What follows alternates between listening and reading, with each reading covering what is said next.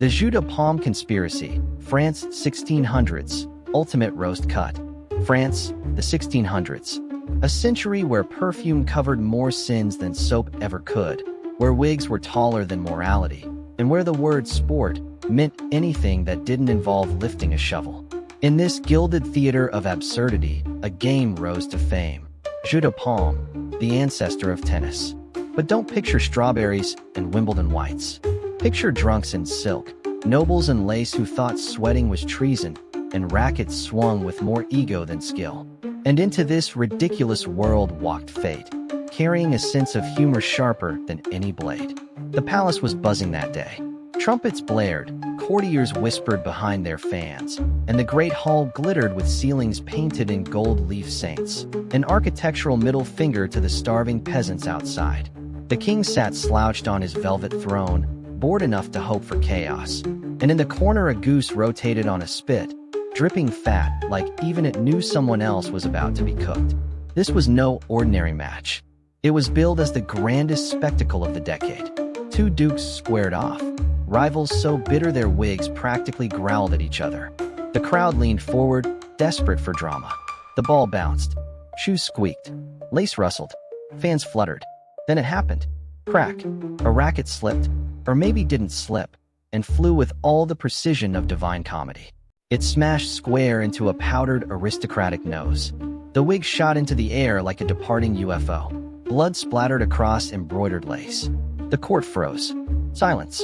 And then the sound that has toppled more kings than revolutions. Laughter. Not nervous chuckles. Not polite titters. But the kind of belly laughter you'd expect in a tavern, not a palace. Peasant level, table slapping, tears rolling down cheeks laughter. Even the royal jester collapsed, pounding the marble floor like slapstick had just been invented.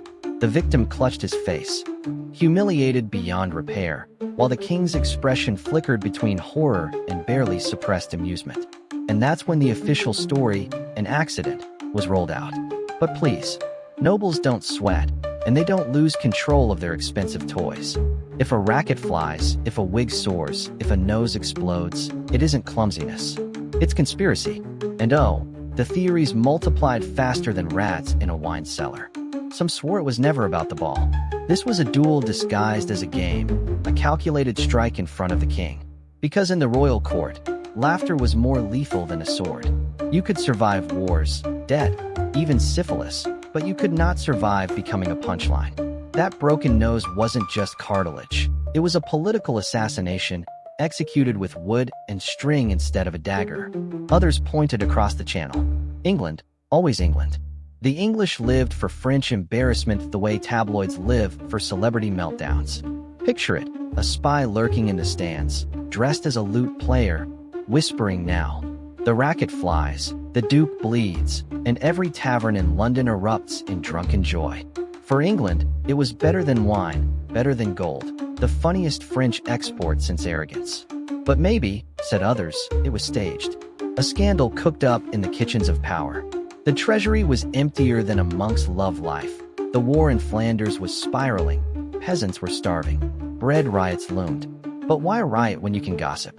A bloody nose was the perfect distraction. Taxes? Rebellion? War? Forget it. Everyone was talking about the grand slam to the face. The very first political PR stunt, brought to you by powdered wigs and desperation. Then came the boudoir version. This wasn't tennis, it was Tinder with rackets. Both dukes adored the same lady. She flirted with one, ignored the other, and what followed wasn't love letters but a backhand breakup text at 80 miles per hour. Nothing says she chose me, like splintering a man's nose in front of his king. Of course, the church had their own theory. Bishops loathed Jus de Paume. Too much fun, too much laughter, too little guilt. Maybe a monk tampered with the rackets. Maybe he soaked the wood, cursed the strings, whispered Latin hexes at midnight so that God himself could deliver the holiest backhand in history. And when that racket struck, peasants crossed themselves and muttered, "The Lord serves." Others pointed to gambling. Nobles bet on everything. Duels, horse races, which servant would spill soup first. By the time the match began, the odds on someone gets hit in the face were sky high. When the racket connected, coins clinked across Paris taverns. A duke bled, but a bookmaker bought better wine. Then came capitalism. Racket merchants couldn't have scripted it better. Suddenly, everyone wanted the brand that hit so hard it knocked out a duke. Early marketing genius. If you can't sell quality, sell scandal. And let's not forget prophecy. Somewhere in a monastery, a drunk scribe once wrote, "A noble shall fall by wood and string." People laughed for centuries, until the wig flew. Then suddenly it wasn't prophecy. It was advertising copy. And through it all, whispers of the queen. Witnesses swore she smiled. Just a subtle curve of lips behind her veil as blood hit marble. She was tired of her husband's arrogance, his stink, his refusal to bathe. Maybe she nudged fate. Maybe she told a servant to adjust the racket. History doesn't record women's laughter, but if it did, hers would echo across centuries. And then, as always, came the mystery of the object itself. The racket vanished. Poof. Some say it was chopped into relics, splinters sold in market stalls. Own a holy fragment of the racket that humbled a duke. 3 coins apiece. Others swore monks locked it in a vault, labeled in Latin, non monstrari, too embarrassing to display.